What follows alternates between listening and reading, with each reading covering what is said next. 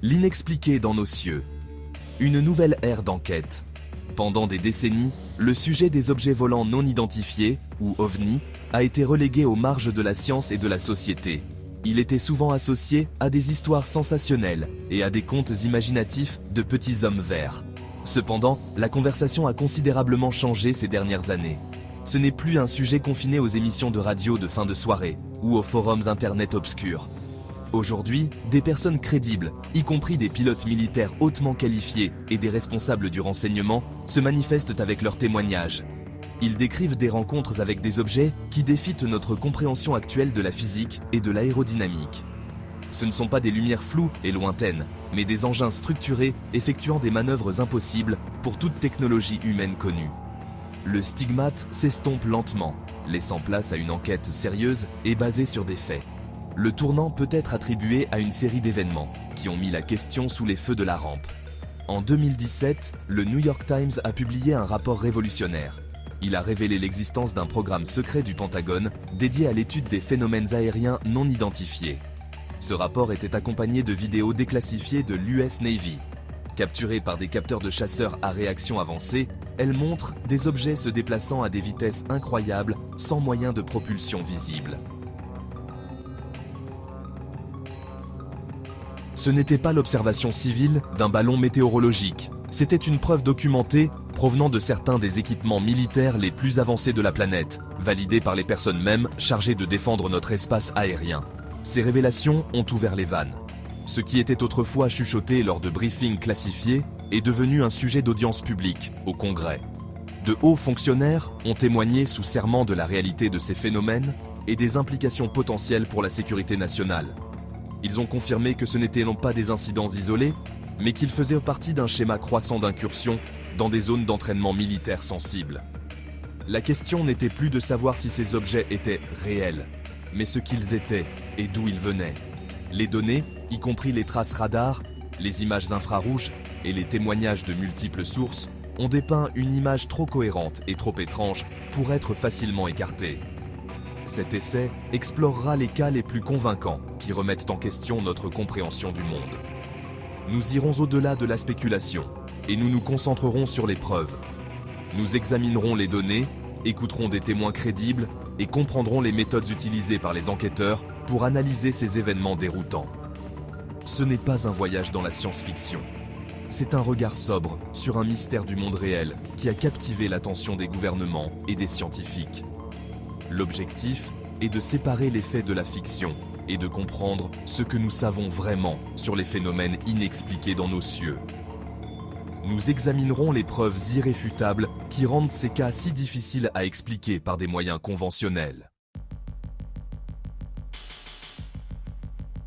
Pourquoi ces cas sont importants? La question fondamentale est simple mais profonde. Qu'est-ce que nous voyons?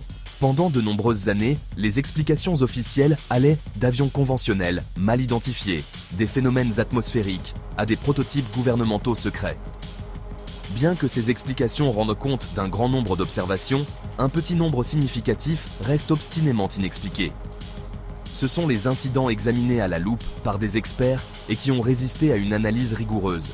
Ils impliquent des objets observés simultanément sur plusieurs systèmes de capteurs, souvent corroborés par des témoins oculaires hautement qualifiés. Ce sont les cas qui défient les réponses simples et repoussent les limites de nos connaissances. Les implications vont bien au-delà de la simple curiosité. Si ces objets ne sont pas les nôtres et ne proviennent d'aucune nation connue, alors qui les opère? Cette question a un poids considérable pour la sécurité nationale. La présence d'engins inconnus opérant en toute impunité dans un espace aérien restreint représente une menace potentielle. Les chefs militaires et les analystes du renseignement sont aux prises avec cette réalité. Ils doivent comprendre les capacités, l'intention et l'origine de ces pans pour assurer la sécurité de nos pilotes et de nos nations. La question est devenue une évaluation des risques, obligeant les gouvernements à investir des ressources dans une enquête plus structurée et ouverte. Cette enquête n'est pas seulement destinée au gouvernement et à l'armée. C'est une quête scientifique de la plus haute importance. Les caractéristiques de performance signalées incluent accélération instantanée, vitesse hypersonique sans bangs soniques, déplacement transmédium entre l'air et l'eau. Ces comportements semblent violer nos lois connues de la physique. Si ces observations sont exactes, elles pourraient indiquer une nouvelle compréhension de la science et de la technologie. Elles pourraient représenter une percée remodelant notre monde. Pour les scientifiques, étudier une technologie aussi avancée est une opportunité sans précédent. Par conséquent, cet essai présentera un examen factuel et lucide de 10 des cas de Pan les plus significatifs enregistrés. Nous n'offrirons pas de réponse définitive car il n'en existe aucune actuellement. Nous présenterons les preuves telles qu'elles ont été rapportées et officiellement documentées. Nous explorerons les observations visuelles, les données techniques et les témoignages militaires. Nous examinerons également les enquêtes officielles et les méthodologies scientifiques proposées pour étudier cette énigme. L'objectif ? Fournir un aperçu clair, accessible et complet. Pourquoi ce sujet n'est plus marginal, mais un des puzzles les plus importants de notre temps. Table des matières, deuxième partie, acte 1. Les observations visuelles, environ 3 sections. La première ligne de signalement. La grande majorité des signalements d'OVNI proviennent de personnes ordinaires. Ce sont des individus de tous horizons, vaquant à leurs occupations quotidiennes, qui par hasard lèvent les yeux et voient quelque chose qu'ils ne peuvent expliquer. Un conducteur sur une autoroute isolée, une famille faisant un barbecue dans leur jardin, un groupe d'amis campant en pleine nature pourraient être témoins d'une lumière étrange ou d'un objet inhabituel dans le ciel. Ces observations civiles constituent le fondement de la collecte de données sur les UAP. Ils représentent le type de rapport le plus nombreux et le plus diversifié, offrant une perspective large et mondiale sur le phénomène. Bien que beaucoup puissent être attribués à des objets courants, avions, satellites ou des drones, une petite fraction de ces rapports décrit des événements beaucoup plus difficiles à classer. Évaluer la crédibilité de ces récits civils est une première étape cruciale pour tout enquêteur sérieux. Plusieurs facteurs sont pris en compte pour déterminer la fiabilité d'un rapport. Le nombre de témoins est important. Un événement vu par plusieurs personnes provenant de lieux différents est plus convaincant qu'une observation solitaire. La durée de l'observation compte également. Un bref aperçu d'une lumière est moins significatif que l'observation d'un objet pendant plusieurs minutes. Les enquêteurs évaluent également les antécédents et l'état émotionnel du témoin. Un témoin calme et éloquent, réputé pour son honnêteté, est généralement considéré comme plus fiable. Les détails qu'il fournisse, tels que la forme de l'objet, son mouvement et son interaction avec l'environnement, sont tous examinés attentivement pour leur cohérence et leur plausibilité. Prenons un exemple classique. Une personne pourrait signaler avoir vu une lumière brillante et se déplaçant lentement dans le ciel nocturne. Il pourrait facilement s'agir de la planète Vénus, qui est souvent confondue avec un ovni en raison de sa luminosité. Il pourrait aussi s'agir d'un hélicoptère avec un projecteur ou de la Station spatiale internationale passant au-dessus. Un enquêteur expérimenté poserait des questions spécifiques pour différencier ces possibilités. La lumière a-t-elle émis un son ? A-t-elle changé de direction brusquement ? A-t-elle semblé plus grande qu'une étoile ? En comparant la description du témoin aux événements astronomiques connus et aux horaires de trafic aérien pour cette heure et ce lieu, les enquêteurs peuvent souvent trouver une explication conventionnelle. Ce processus d'élimination est fondamental pour l'enquête sur les ovnis. Cependant, certains cas civils se distinguent parce qu'ils défient ces explications simples. Ce sont les incidents où de multiples témoins crédibles décrivent des engins structurés effectuant des manœuvres extraordinaires. Par exemple, la célèbre vague de la vallée de l'Hudson, 1982-1983, à New York, a impliqué des milliers de rapports d'officiers de police, d'ingénieurs et d'autres citoyens fiables. Ils ont décrit un objet massif, silencieux, en forme de V, qui se déplaçait lentement et à basse altitude au-dessus de zones peuplées pendant de nombreux mois. Malgré une enquête approfondie, aucun avion conventionnel ou phénomène naturel n'a pu rendre pleinement compte du volume et de la cohérence de ces observations. Ce sont les cas qui passent d'une simple erreur d'identification à une véritable anomalie, exigeant un examen plus approfondi de la part de la communauté scientifique. Les astronomes amateurs représentent une catégorie spéciale de témoins civils. Ces personnes passent d'innombrables heures à observer le ciel nocturne, souvent avec des télescopes puissants et un équipement photographique sophistiqué. Ils possèdent une connaissance approfondie et pratique des objets célestes et des phénomènes atmosphériques. Ils savent à quoi ressemble un satellite, peuvent identifier les planètes et les étoiles lointaines et connaissent les météores et les débris spatiaux. Lorsqu'un astronome amateur expérimenté signale quelque chose d'inhabituel, son témoignage a un poids considérable. Ils sont moins susceptibles d'être trompés par des objets célestes courants, ce qui rend leur rapport de phénomènes anormaux particulièrement intéressant pour les chercheurs. L'évolution des preuves. L'histoire des preuves visuelles d'UAP est une histoire d'évolution technologique. Au milieu du XXe siècle, les preuves consistaient principalement en des photographies granuleuses en noir et blanc. Ces images étaient souvent floues et ambiguës, faciles à rejeter comme des faux ou comme des défauts de film, ou des objets mal identifiés, des oiseaux ou des objets mal identifiés, des enjoliveurs lancés, des photos célèbres de cette époque, prises par George Adamski, des photos célèbres de cette époque, prises par Paul Tran. Elles ont enflammé l'imagination du public, mais ont offert peu de preuves vérifiables. L'avènement des caméras vidéo domestiques dans les années 80 et 90 a apporté une nouvelle dimension. Les gens pouvaient désormais capturer des images animées de phénomènes étranges. Cependant, la technologie de l'époque présentait toujours des limitations importantes. Faible résolution, faible capacité de zoom, mauvaise performance en basse lumière. Cela a abouti à des séquences tremblantes et floues de lumière lointaine. Aujourd'hui, nous sommes dans une toute nouvelle ère de preuves visuelles. Appareils photo numériques haute définition et des smartphones. Plus de gens que jamais capturent des images et des vidéos plus claires du ciel. Cela a conduit à une augmentation des signalements, mais aussi à des canulars plus sophistiqués, créés avec des logiciels de montage vidéo puissants. Le véritable changement de donne ne vient pas du public, mais de la technologie de capteurs de qualité militaire. Les vidéos déclassifiées publiées par le Pentagone, la séquence Gimbal. Les vidéos déclassifiées publiées par le Pentagone, la séquence Go Fast. Ces séquences ont été capturées par des systèmes FLIR sur des avions de chasse. Ces systèmes avancés fournissent des images thermiques haute résolution, montrant les objets en fonction de leur signature thermique plutôt que de la lumière visible. Ces images militaires modernes représentent un bond en avant quantique dans la qualité des preuves visuelles. Contrairement à une simple photographie, un enregistrement FLIR est accompagné d'une grande quantité de données. Il montre la forme de l'objet. Il montre sa température par rapport à son environnement. Il montre sa position précise. Il montre sa vitesse précise. Il montre son altitude précise.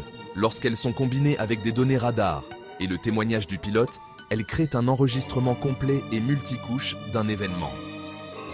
C'est le type de preuve de haute qualité et vérifiable que les enquêteurs recherchent depuis longtemps. Cela déplace la conversation des lumières ambiguës et des formes floues vers l'analyse d'observations concrètes et riches en données d'objets, démontrant des capacités que nous ne pouvons pas expliquer actuellement. Table des matières, partie 3. Acte 2. Données techniques et preuves matérielles. Environ 3 sections. Section 1. La signature radar et infrarouge. Voir l'invisible. Au-delà de ce que l'on peut voir à l'œil nu, certaines des preuves les plus convaincantes concernant les pannes proviennent de technologies conçues pour voir l'invisible.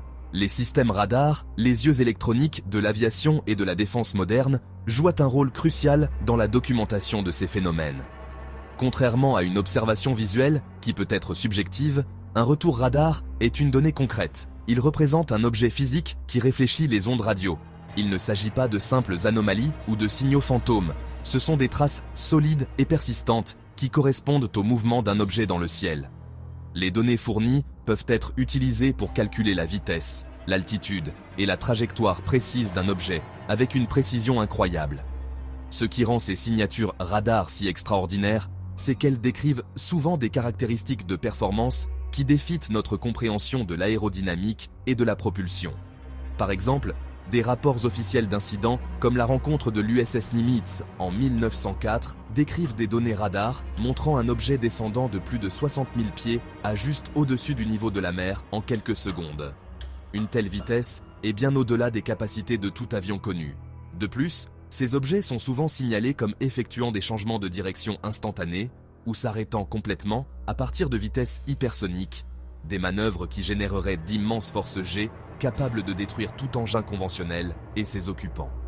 En plus du radar, les systèmes infrarouges à balayage frontal, FLIR, fournissent une autre couche de preuves techniques.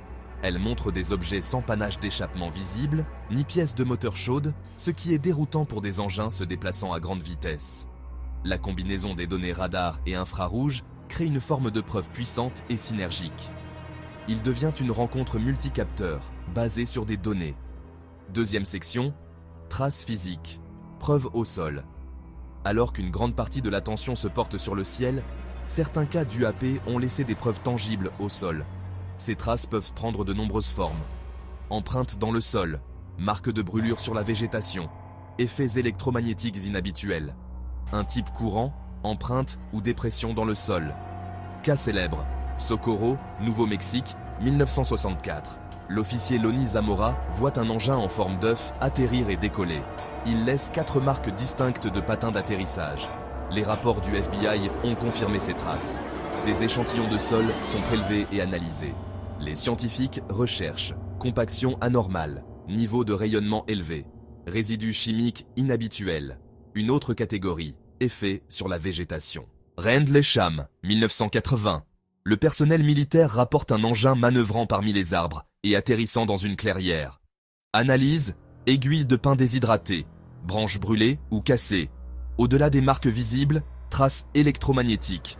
Témoins rapportent moteur de voiture calant, radio remplie de parasites, équipements électroniques tombant en panne. Compteurs Geiger, sur site, ont parfois enregistré des niveaux de rayonnement élevés. Troisième section. Science des matériaux. Analyse des débris allégués. La forme de preuve la plus recherchée et la plus débattue est peut-être celle des débris physiques, des fragments réels d'un ovni présumé. L'idée d'obtenir un morceau d'un engin extraterrestre, souvent appelé métamatériaux. Une telle découverte fournirait des preuves tangibles et indéniables et permettrait une analyse scientifique directe de sa composition et de ses propriétés. Si l'on pouvait démontrer qu'un matériau avait une structure introuvable dans la nature, ou un rapport isotopique introuvable dans la fabrication humaine connue, ce serait une découverte révolutionnaire. L'une des affaires les plus importantes historiquement impliquant des débris présumés est l'incident de Roswell en 1947. Le major Jesse Marcel, l'officier de renseignement qui a manipulé les débris pour la première fois, les a décrits comme étant incroyablement légers, mais d'une force incroyable. Il a affirmé que c'était comme une feuille métallique qui pouvait être froissée en boule, mais qui se dépliait immédiatement sans aucun pli. Cette description de matériaux aux propriétés de mémoire et de résistance inhabituelles est devenue un thème récurrent dans la tradition des ovnis. Plus récemment, la journaliste d'investigation Linda Moulton Howe a présenté des recherches sur divers fragments métalliques prétendument récupérés sur des sites d'ovnis. Dans un cas, des matériaux ont été analysés par plusieurs laboratoires et se sont avérés être constitués de couches de bismuth et de magnésium conçues à l'échelle microscopique. Cependant, l'analyse des matériaux présumés d'ovnis est semée d'embûches et de controverses. Le problème principal est la provenance, c'est-à-dire la capacité de prouver une chaîne de possession définitive d'un événement ovni confirmé au laboratoire. Sans cela, il est impossible d'exclure que le matériau soit simplement un sous-produit industriel inhabituel, un débris spatial ou une partie d'un canular élaboré. Le secret et la classification jouent également un rôle majeur, car les gouvernements sont peu susceptibles d'annoncer publiquement la récupération d'une telle technologie. Malgré ces obstacles, la possibilité alléchante d'analyser un morceau de technologie non humaine continue d'alimenter la recherche de preuves physiques, représentant une clé potentielle pour percer l'intégralité du mystère. Première section. La voie à suivre. Un nouvel âge de découverte. Le cheminement à travers ces 10 cas convaincants révèle une vérité claire et indéniable. Le phénomène des phénomènes anormaux non identifiés est irréel, persistant et actuellement inexplicable. Nous avons dépassé l'ère des photographies floues et des récits anecdotiques. Nous nous appuyons désormais sur une base de preuves crédibles, fondée sur le témoignage sous serment de pilotes militaires décorés, corroborés par de multiples systèmes de capteurs sophistiqués, radars, infrarouges. Les données, recueillies par certaines des technologies les plus avancées sur Terre, dépeignent des objets présentant des caractéristiques de vol, telles qu'une accélération extrême et l'absence de propulsion visible, qui remettent en question nos paradigmes scientifiques et technologiques actuels. Le mur de déni officiel et de stigmatisation culturelle, qui perdure depuis longtemps, commence enfin à s'effriter. Les gouvernements, sous l'impulsion des États-Unis, mettent en place des organismes officiels comme la HARO, pour recueillir et analyser les rapports de manière systématique, reconnaissant les implications potentielles pour la sécurité nationale et la sécurité aérienne. Parallèlement, des initiatives scientifiques indépendantes, comme le projet Galileo, se préparent à appliquer toute la rigueur de la méthode scientifique à ce mystère en recherchant des données transparentes et open source. Cette double approche, combinant les ressources gouvernementales et l'indépendance académique, représente notre meilleur espoir de réaliser de véritables progrès. Elle marque un tournant historique, passant du ridicule et du secret à une nouvelle ère d'enquête ouverte. La voie à suivre exige un engagement en faveur d'actions concrètes. Premièrement, nous devons améliorer et standardiser la collecte de données à l'échelle mondiale, en créant une base de données unifiée et de haute qualité, accessible aux chercheurs agréés. Deuxièmement, la collaboration entre les secteurs militaires et civils doit être renforcée, permettant aux experts scientifiques d'analyser les meilleures données disponibles, tout en respectant les préoccupations de sécurité nationale. Enfin, et c'est peut-être le plus important, nous devons favoriser une culture d'ouverture d'esprit, exempte à la fois de sensationnalisme et de scepticisme primaire. Les preuves ne nous disent pas encore l'origine de ces phénomènes, mais elles indiquent fortement que nous sommes à l'aube d'une découverte profonde qui pourrait remodeler notre compréhension de l'univers et de notre place en son sein. Ce n'est pas la fin de l'histoire, mais plutôt la fin du commencement.